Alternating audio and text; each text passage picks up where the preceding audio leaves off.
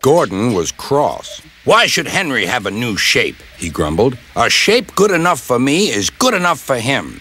He goes gallivanting off, leaving us to do his work, and comes back saying how happy he feels. It's disgraceful. And there's another thing. Henry whistles too much. No respectable engine ever whistles loudly at stations. It isn't wrong, but we just don't do it." Poor Henry didn't feel happy anymore.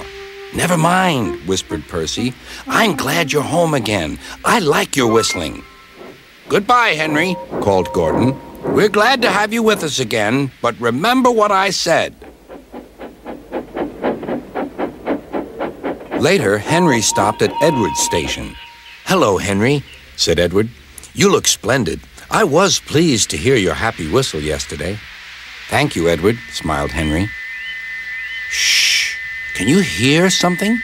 "It sounds like Gordon," said Edward, "and it ought to be Gordon. But Gordon never whistled like that." It was Gordon. He came rushing down the hill at a tremendous rate. He didn't look at Henry, and he didn't look at Edward. He screamed straight through the station and disappeared. "Well," said Edward. "It isn't wrong," chuckled Henry, "but we just don't do it." And he told Edward what Gordon had said.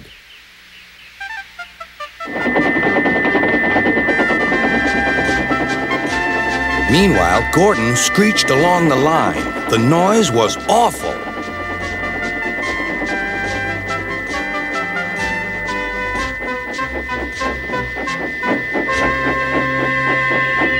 At the station, everyone covered their ears. Sir Topham Hatt covered his ears, too.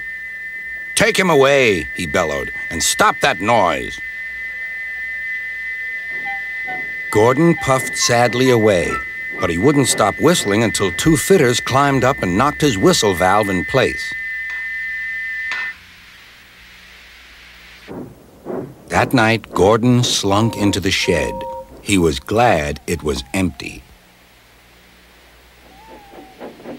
"It isn't wrong," murmured Henry to no one in particular, "but we just don't do it."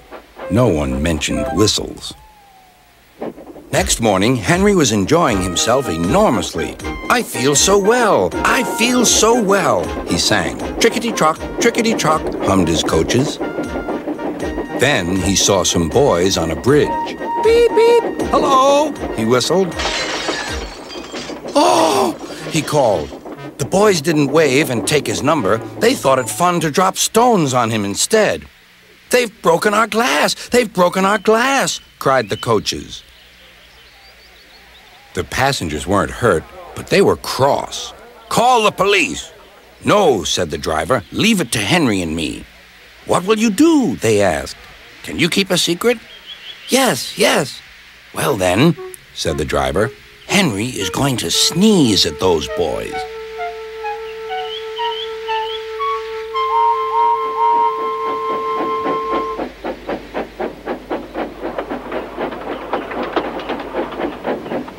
Lots of people were waiting at the station just before the bridge. They wanted to see what would happen. "Henry has plenty of ashes," said the driver. "Please keep all windows shut till we've passed the bridge. Henry's as excited as we are, aren't you, old fellow?" Henry felt more stuffed up than excited. Soon they could see the boys, and they all had stones. "Are you ready, Henry?" said the driver. "Sneeze hard when I tell you." "Now," he said. Achoo!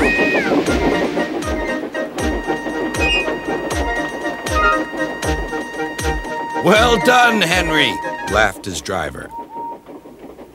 Henry went home, hoping that next time he saw Gordon and the boys, they would have learned not to be so mean.